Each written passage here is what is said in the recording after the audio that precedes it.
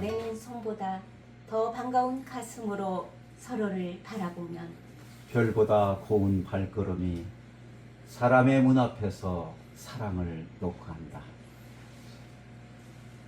안녕하세요. 이삭빛 TV 방송의 산골 시인 이삭빛입니다. 이삭빛 TV 방송을 진행하고 있는 현석 시활동가입니다. 저는 이삭빛 TV 독서대학 이사장 김영봉 박사입니다. 아우, 김 박사님 오랜만입니다. 네, 반갑습니다. 우리 김 박사님은 같이 전주에 출발해서 이곳까지 오는데 또 다른 느낌이 왔을 것 같아요. 왜 그러냐면 구례와 광양에 바로 매천이 살았던 곳 아닙니까? 예, 바로 우리 매천 연구 소장님을 맡고 계시죠? 예, 네, 오늘 그렇습니다. 특별히 저희가 지금 와 있는 곳이 어디입니까? 고흥이죠. 고흥. 네. 시인님 고흥에 와 보신 적 있어요? 전남 고흥에는 한 서너 번 온 것 같습니다. 10여 년 전에요. 10여 년 전에. 네. 저도 고흥 옆에까지는 장흥까지는 와봤는데 고흥은 오랜만에 와봤어요. 저는 처음 들었을 때 고흥이 어머니의 품 같은 따뜻함을 주는 느낌이 들었거든요. 특히 바닷가의 해안선 거리가 얼마로 알고 계십니까? 1179km. 와, 엄청 1100 생각보다 기네요. 네. 제가 왜 그 말씀을 드리냐면은 제가 교육연구사로 부안 해변에서 근무한 적이 있는데 낙조를 볼 때마다 제 마음이 평안해지고 인생에 뭔가를 느끼는 그런 시절이 있었거든요. 저는 해안선을 보고 사는 분들, 해가 뜨고 지는 것을 보는 사람들은 마음이 넉넉하고 먹거리도 풍부하고 그분들의 마음속에는 뭐라고 할까요? 따뜻함이 있을 것 같은 느낌이 듭니다. 그 거리가 실감이 안 되는데 혹시 휴전선이 155마일이잖아요. 키로수로는 238km. 그러면 그럼 거의 몇 배 차이 나나요? 거의 5배가 되네요. 야, 휴전선 거리의 5배가 되는 고비고비의 고흥반도에 저희가 와 있습니다. 고흥반도는 2개 읍에 14개 면을 가지고 있는 많은 사람이 오고 싶은 아름다운 명소가 많은 곳이죠. 제가 아까 왔던 곳이 뭐냐면 소록도였어요. 와. 녹동에서 배를 네. 타고 갔을 때 한센병들의 아픔이 있는 곳. 저는 거기 가서 굉장히 마음에 뭐라고 할까요?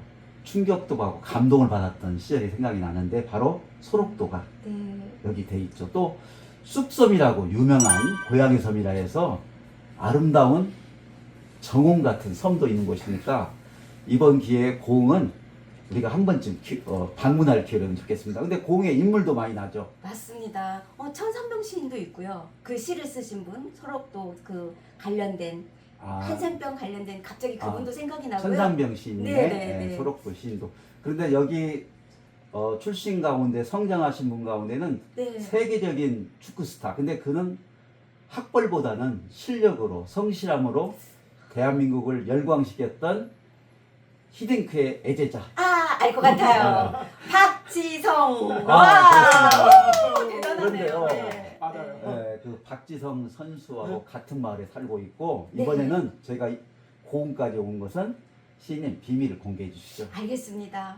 대단하신 분이시고요. 정말 이렇게 촬영할 수 있다는 게 영광스럽습니다. 고흥 출신의 네, 고흥의 자랑이신 대한민국 또 자랑이시기도 하고요.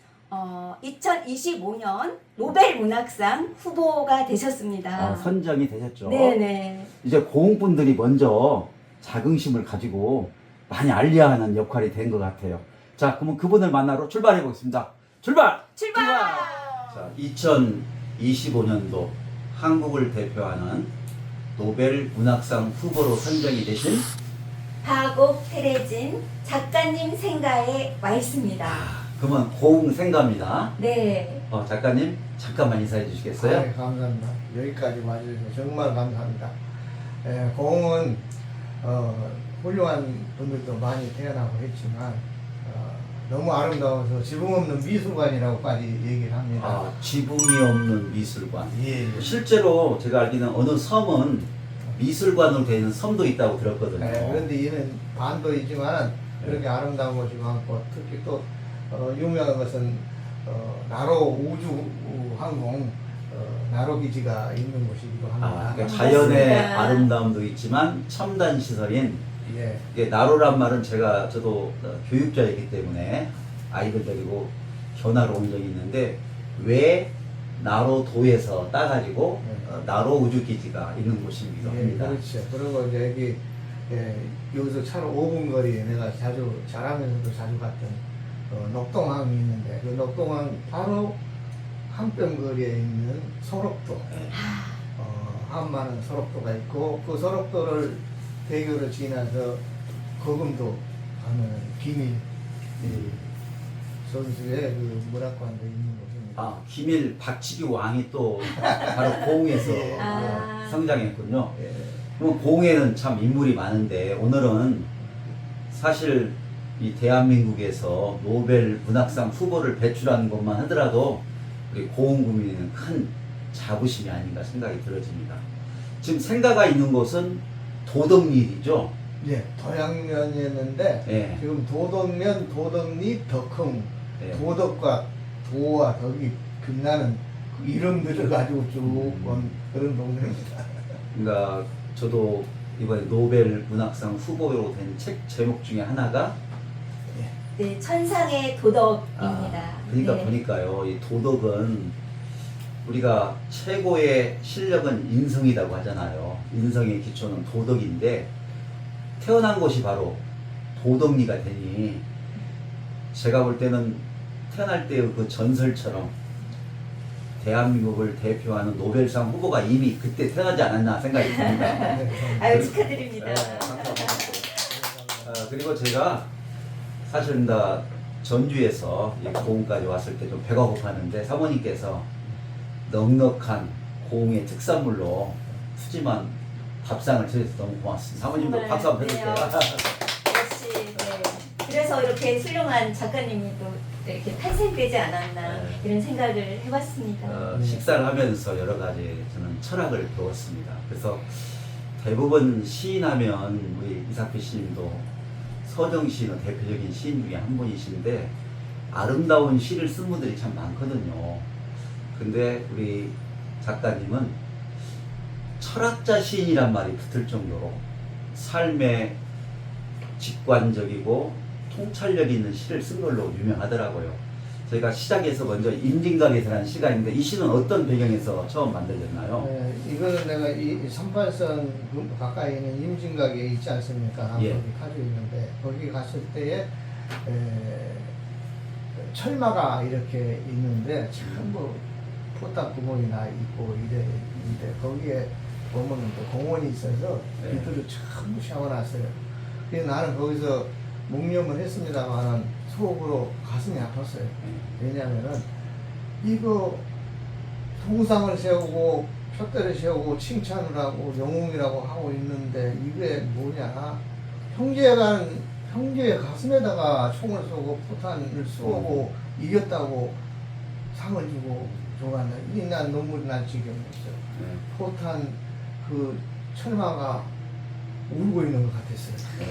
그러다 보니까 위정자들 몇몇 사람들이 일으키는 전쟁 때문에 순진한 우리 백성들이 난폭한 인간들을 전부 다 저렇게 죽이고 하는 거 보니까 이거 누구를 위한 저거냐. 정말 인간 이기가 만든 휴전선이고 38선이고 정말 하늘을 보면 기러기 떼들 강에 흐르는 헤엄치는 숭어 떼들 이들이 전부 다 자유로운데 걔네들은 그런 게 없잖아요. 이 지구를 자유롭게 다니고 땅덩어리가 누가 얘기했겠어요? 누가 땅덩어리 위에 금구라 그랬고 철조망 치라 그랬어요? 땅이 허락했어요? 내 인간들이 지구들이 스스로 치고 스스로 감옥에 갇혀서 스스로 싸우고 있느냐 이거. 그만 그런 감정이 들어있는 그런- 시간 얘기네요. 임진각은 우리 민족에 있어서 많은 아픔이 있는 곳이죠. 역시 철학자 시인님답게 그런 아픔들이 아마 이 시에 잘 나타나실 것 같습니다. 이기적인, 아까 그 표현을 썼어요. 우리 인간들이 만든 이기적인 목적 때문에 참 철마의 포탄의 구멍이 숭숭 뚫려있고 그런 아픔을 마음으로 쓴 시가 이거네요. 시인님 같이 한번 읽어볼까요? 네, 정말 한번. 누구를 위하여 종을 울려야 할까요? 네, 읽어보겠습니다. 임진각에서 철학자 시인 박옥혜진 하늘길 물길은 하나를 이루고 흐르고 철새들 무리지어 날아서 오가는데 녹슨 철만은 호탕 구멍으로 한숨만 뿜는다. 위대한 자연과 만 생명들은 그대로인데 인간이 만든 휴전선엔 인간 스스로가 자신들의 자유를 가두고 철조망 쳤나니 작은 땅덩이 한반도의 허리에 걸친 녹슨 사슬은 인간이 만든 감옥이로다. 인간이 만든 감옥이로다.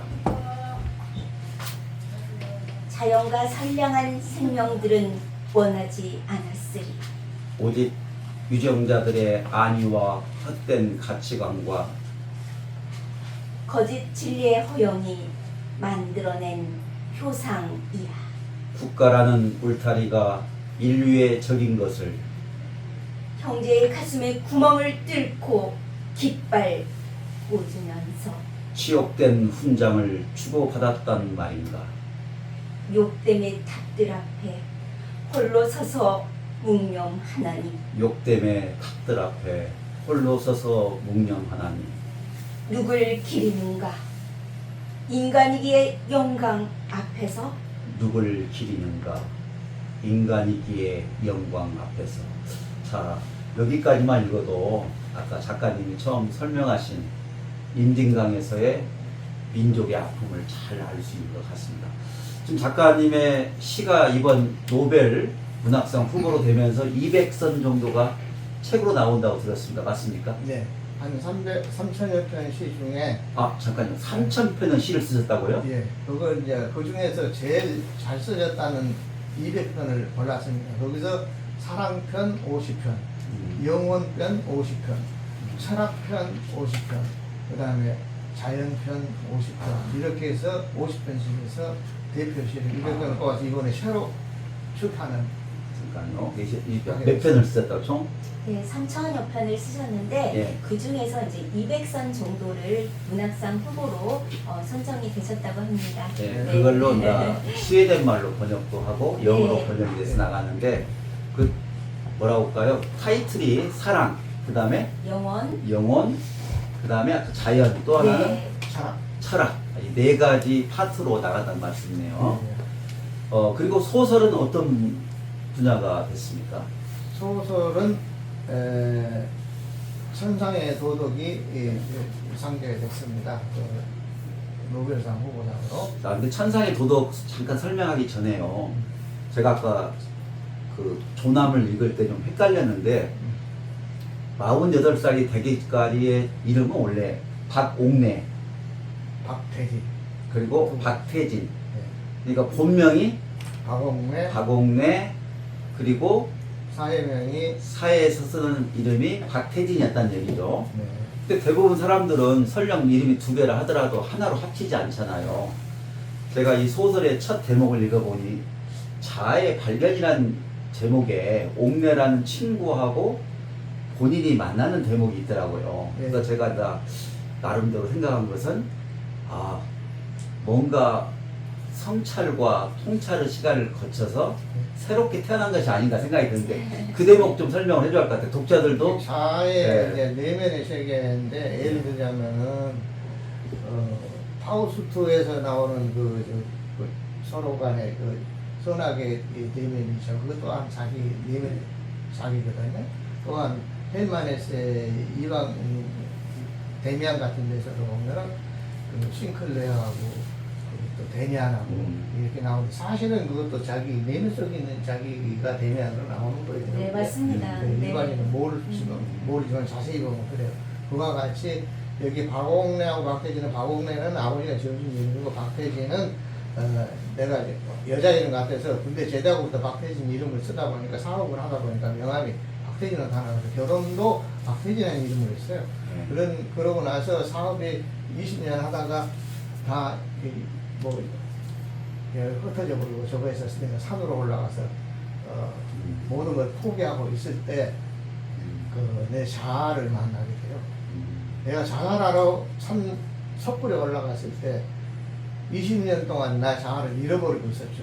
그런데 석굴이 자살하려고 할 때 나 자아를 다시 만나게. 그러니까 석굴이라는 그 석굴은 고향 고흥에 진짜로 있습니까? 아닙니다. 북한산에 있습니다. 아, 북한산에. 실제 있습니다. 아. 제자들하고 여러 번 갔던 곳입니다. 거기 그 석굴에서 자아를 만나는 것과 동시에 여기서는 자아라고 표현이 안 됩니다. 책에서는. 네. 그냥 두 사람으로 개별적으로 나오는데 나중에 서로 도의 길 그쪽으로 산에 가면서 끝에 가서는 삼정의 대화를 이루면서 하나로 이루어지는데 그때 자기 자아가 자신이었다는 걸 알게 되고 이름이 합쳐지면서 박옥태력이란 이름이 거기서 나옵니다. 네. 그래서 그 박옥태력이 나가 48세에 초인 박옥태력이라는 책을 그때 나온 겁니다. 네. 이게 제일 첫 판입니다. 내 일생에 책 한 권을 쓰겠다라고 쓴 책이 이 책이었거든요. 잠깐요. 보통 독자들이 생각할 때는 이름을 두 개를 가지고 있으면 그냥 뭐 필명 정도로 생각하는데 우리 작가님은 자아의 성찰을 통해서 새롭게 탄생하신 것 같아요. 하나로 완성됐습니다. 하나로 완성이 됐다. 그래서 이름 자체가 한국을 대표하는 첫 번째 이름이 아닌가 생각이 듭니다. 저는 처음에 그 곽오학일에 옥씨하고 결혼해가지고 그 부인의 이름을 따는가 하는 걸 오해를 했는데 그게 아니고 그래서 이 네. 책이 나오면서 개명을 실제로 했습니다. 그래서 아. 지금은 박옥태레지입니다. 아, 저도 외웠습니다. 박옥테레지라는 한국의 새로운 작가가 2025도 노벨 문학상에 도전한다. 이 책도 철학 구도 소설이기 때문에 철학 구도 소설인데 이게 나오자마자 한국 철학자 대회가 열렸어요. 외국 철학자가 몇십 명하고 한국에 600여 명의 철학자들이 대회를 열어서 고대에서 열렸는데 거기서 무료 배부된 책입니다. 선정대가 이게 철학서로 철학자들 우리나라 철학자들은 전부 아는 책이에요. 자, 좀 정리해보면 이삭비 씨님 박옥테레진이라는 이름으로 다시 태어나서 첫 번째 쓴 책이 초인. 사실 초인이라는 것은 광야에 나오는 하나의 대목처럼 이 세상을 한 차원 높게 바라볼 수 있는 사람이 초인인데 본인 스스로가 그런 초인에 대한 강한 철학적 관점이 있나 봐요. 저희가 지금 일부에서는 어떤 포인트를 두고 있냐면은 고흥이 난 어떤 인물 중에 우리 그 작가님 이름은 박옥 테레진이라는 이름으로 어떻게 되는가. 두 번째는 선정된 그 작가님의 작품은 천상의 도덕이라는 소설과 3,000편이 넘는 시 중에서 지금 200서 있는데 이 책은 또 권장도서로 됐다고 들었습니다. 네, 노벨 문학상하고 문학신문에서 대한민국을 정말로 대표하는 그런 문학 단체에서요 선정된 작품이시기도 하죠. 지금 몇 편의 책을 갖고 오셨는데 순서대로 썼던 걸 잠깐 소개해주면서 저분이 이렇게 많은 책을 썼다는 걸 저희가 알고는 있습니다만 처음에 아까 이거는 내가 48살 때 최초로 이 세상에 나 한 권을 책을 쓰고 저말이라 하고 해서 10년을 넣어서 한 권을 썼던 잠깐 여기 한번 보게요. 한 권을 쓰기로 읽어주세요. 앞에 한번 하셨는데 읽어주세요. 뭐라고 돼요? 이렇게 많은 21세기를 향한 정신혁명이 시작되었다. 네, 잠깐요. 그래서 48세라고 했는데 이게 뭐냐면은 아까 이름이 박옥내에서 박태진이 하나의 이름이 되는 시점에 바꾸고 쓴 초인 박옥테레전이라는 게 처음 나왔고요. 그 다음 책임 그 다음에 사랑과 영혼의 블랙홀. 잠깐요. 이래서 사랑과 영혼의 블랙홀. 다른 시인들이 시집을 보통 150편 이래서 이거 반 정도 두께인데 나는 그런 걸 그러지 않고 무조건 200편씩 넣었어요. 그런데 200편을 넣을 때 사랑편, 자연편, 영혼편, 철학편 이렇게 50편씩 해서 이걸 낸 거거든요. 여기가 명시. 여기도 명시가 아주 많죠. 여기 잠깐 이상피님 아마 앞에 제목 소개해주고 책 한번 읽어주세요. 잠깐만. 다 이 분만의 색깔로 그 어떤 정신적인 면에서 그 글을 쓴 것 같아서요. 한번 그런 마음으로 읽어보겠습니다. 사랑은 끝나지 않았다. 사랑은 아직도 끝나지 않았습니다. 떨리는 입술에서 세찬 파도가 일고 걷는 발걸음은 뒷걸음질을 칩니다. 내가 아니요 미련도 아니건만 내 육신의 세포가 적응을 못하고 내 명령에 불복종하는 아직 정리가 안 되었기 때문입니다. 알겠습니다. 아니 제가 그냥 책을 펴서 전했는데 그때가 사랑은 끝나지 않았다는 책이고요. 오늘 또 황량한 들판에 깔린 임 그림자를 밟으며 가고 있습니다고 마치고 있네요. 그 다음에 이제 이 청기혈서인데요. 예. 이것을 내가 얘기를 하자면은 예, 예를 들어서 천상의 도덕이나 초인 바옥패리지나 이 책은 예, 한 계열이지만 이거는 하늘의 근원을 나름대로 밝혔다고 할 수 있어요. 하늘의 근원을 예, 나름대로 하늘에 밝힌다고 하는 그런 철학 사상을 가지고 주로 말했고, 그 다음에 청기열전은 풍수지리서인데 이게 땅의 근원을 말하고 있습니다. 이게 땅이 무엇을 품고 기운이 땅의 생명체가 어떻게 작용을 하고 있는가 그것을 얘기하고 있고, 그 다음에 시집은 인입니다. 천지인 중에 시집들은 인을 풀어냈다고 볼 수 있고, 이건 땅을 풀어냈고 이건 하늘을 풀어냈다고 보는데 네. 천지인이라고 했잖아요. 예. 천정이라는 책으로 시작해서 하늘에 대한 이야기, 그리고 이 책은 땅에 대한 이야기, 그리고 아까 사랑과 영혼의 아리아는 사람에 대한 이야기니까 천재인이 되네요. 이것도 역시 작품이 한번 딱 펴보니까 한번 이 작품 한 대목 아무 편이나 한번 읽어줘 보세요. 다변화 시대에서 오직 한 길로 치다르며 곁도 볼 수 없도록 달리지 마세요. 누구든 무엇이든 선택 속에 접하며 살아요. 그래야 혼자 가는 길이 애롭지 않고 향기로운 길에 들꽃처럼 인생이 아름다울 테니까요. 주세요. 아까는 제목이 블랙홀이었어. 근데 이번에는 아리아로 또 승격이 됐네요. 사실은 제목이라는 것은 글을 쓴 다음에 어떤 타이틀로 독자에게 다가갈 것인가 고민이 많거든요. 이런 제목은 누가 다 생각하세요? 제가 하는 거예요. 아리아라면은 네. 절규잖아요. 네. 벌을 짓는 절규. 네. 그 영혼의 절규죠. 네. 예, 아리아. 그 다음에 블랙홀은 그만큼 빠져들어가는 네. 깊이 이를 파헤친다라는 것이고. 그러면 지금도 서울에 사실 연세가 1950년대 생이세요. 그리고 책을 천상의 도덕을 보면은 태어난 시기가 1950년 전쟁북이거든. 그런데 메가드 장군이 1950년 9월 15일 상륙작전을 성공합니다. 그 이틀 전에 태어났대요. 아까 전설을 안고 태어났다고 했는데 단순히 인간 박옥래가 아니고 미리 박옥 테레진이라는 사람이 태어날 만큼 이 도덕리에서 천상의 도덕, 일관적인 관조와 인사이트한 삶에 대한 이야기는 좀 더 자세한 것은 천상의 도덕 이야기는 2부에서 또 들어보도록 하겠습니다. 그 다음 책은 어떤 책을 쓰셨나요? 그 다음에 이제 이 삶과 용어는 이거는 천인 바옥테레진에서 파생된 건데 이거는 네. 완전 문학의 저겁니다. 정수입니다. 이게 사실은 이 책은 니체의 짜라투스트라는 말에 따르면 아니면 게테의 파우스트에 비견될 수 있는 제가 내면의 세계에 파고 들어가면서 일상 세상사 이야기 거의 대서사십니다.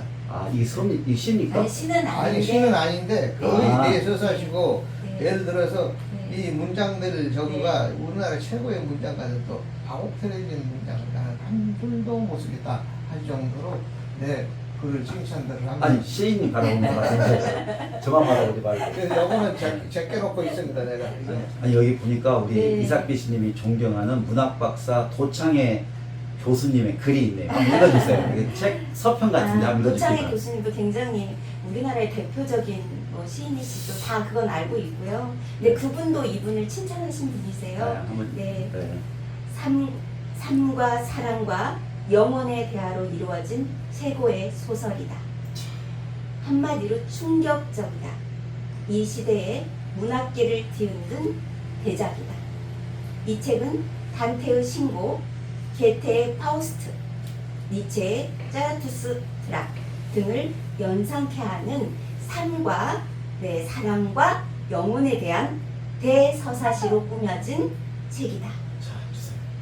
네, 제가 일부 시간은 좀 많이 뺏을 수가 없어서 이 책을 소개했는데 네. 저도 아직 못 읽어봤어요. 근데 그 정도의 대작이 그러니까 이런 잘, 책들을 빼놓고 예, 천상에도 이것이 그 노벨상 후보에 갔으니까 이 좋은 책들이 다 뒤로 물러나 있어요. 아, 그러네요. 아니 근데 이번 기회에 이 방송을 통해서 저희가 일부에서 알려주고 싶은 것은 도대체 박옥 테레진이 어떤 사람이길래 이름부터 괴상하고 말이야. 그래서 네. 또 실제 또 이거 외에도 수많은 산과 또 책을 쓰셨잖아요. 3,000편의 시를 쓰셨으니까. 그래서 우리 고흥 군민들이 먼저 알고 그 다음에 또 전남 도민이 알고 대한민국 사람이 알아서 이런 위대한 성각자 겸 철학자 겸 시인이 당연히 노벨상을 받을 수 있도록 거국적인 운동이 일어난다 생각이 들어서 이 방송을 저희가 찍게 됐습니다. 다음에 천상의 도덕인데요.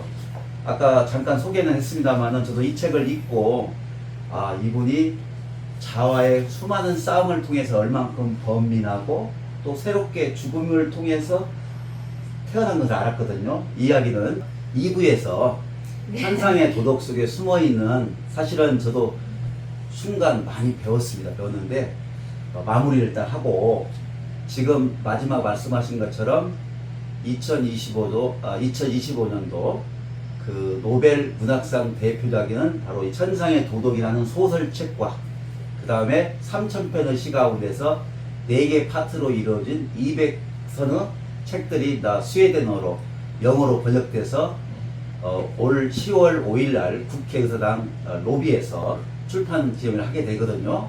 그렇게 알게 되고 2부에서는 좀 더 사실 아쉽잖아요. 맞습니다. 이런 네. 대작가의 생각하고 있는 것들이 또 이렇게 알려지도록 하는 시간을 갖도록 하겠습니다. 네, 오늘 만나서 반가웠습니다. 고맙습니다. 감사합니다. 감사합니다.